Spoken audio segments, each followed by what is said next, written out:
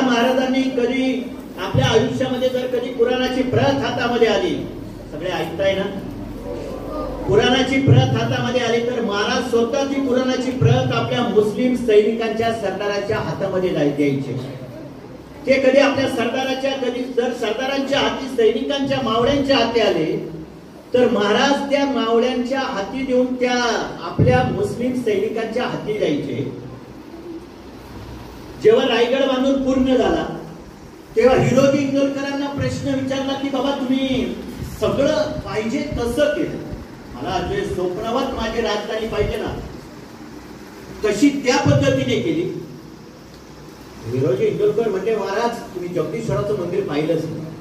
ते म्हणजे नाही पाहिजे, चला म्हटले.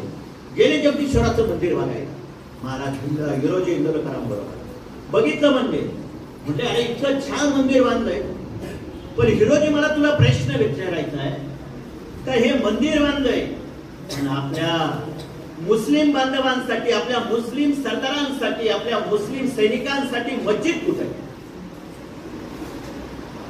तेव्हा हिरोजी इंदोरकर म्हटले याची मस्जिद कुठे बांधायची महाराज?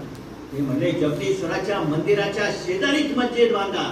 ह्या जगातला असा एकमेव राजा होता की ज्यानं मंदिरा शेजारी मस्जिद बांधून मुस्लिमांचा गौरव केला.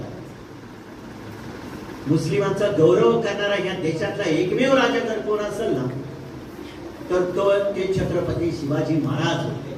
आणि विशाल